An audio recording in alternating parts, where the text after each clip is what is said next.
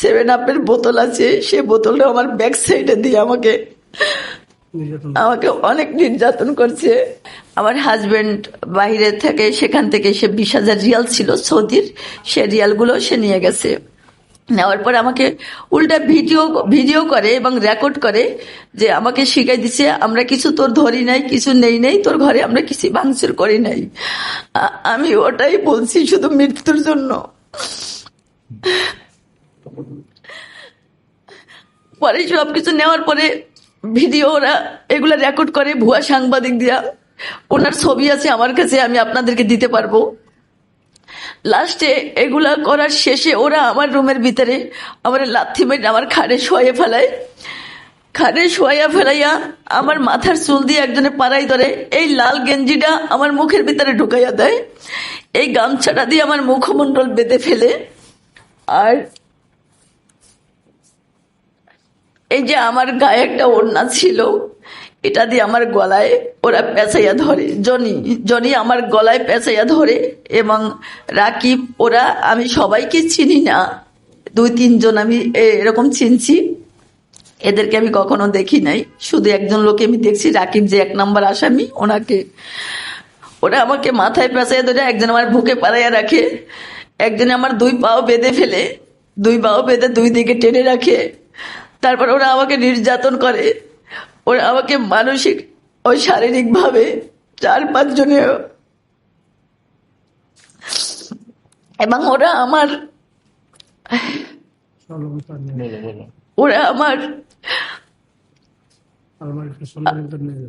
স্বর্ণ অলংকার তো আগেই নিয়ে গেছে ভাঙচুর করে, সব টাকা, স্বর্ণ অলংকার। ওরা আমাকে শারীরিক এবং মানসিক, আমার সামনে এবং আমার পিছনে যৌন পথে এবং বায়ু পথে ওরা আমাকে অনেক 4-5 জন অনেক ধর্ষণ করে।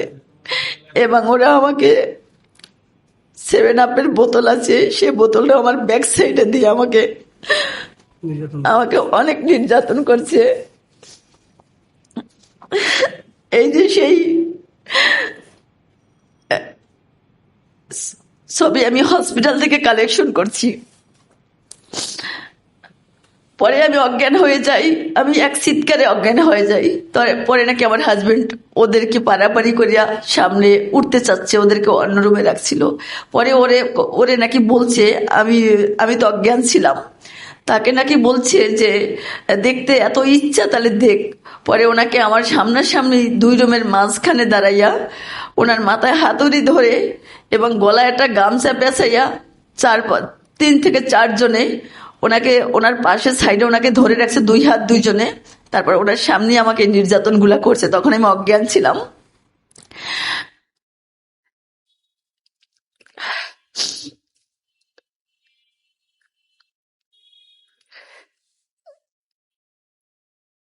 তারপর আমি তারপর তখন ওরা রাত প্রায় 1:30 মানে বের হয়ে যায়। একদল আগে চলে গেছেন আর একদল পরে গেছেন।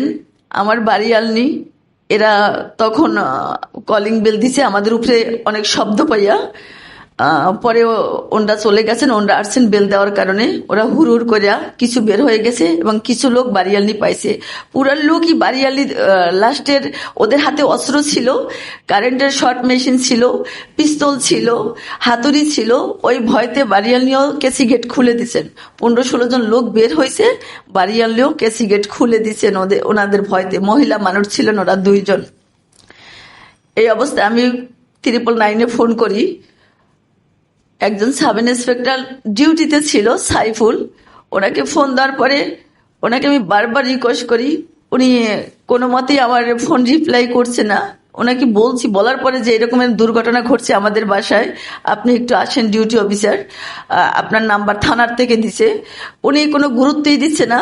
কিন্তু উনি এই যারাই আমার ঘরে আসছে, ওনার সাথে ওনার কালেকশন ছিল, সেটা উনি আসার পরে আমি একদম পুরো বুঝতে পারছি যে এই পুলিশ অফিসার, এই পুলিশ সাব ইন্সপেক্টর যারা আমার ঘরে লুটপাট করছে, ডাকাতি করছে, আমাকে ধর্ষণ করছে এবং আমাকে মারধর করছে, এদের সাথে কালেকশন ছিল।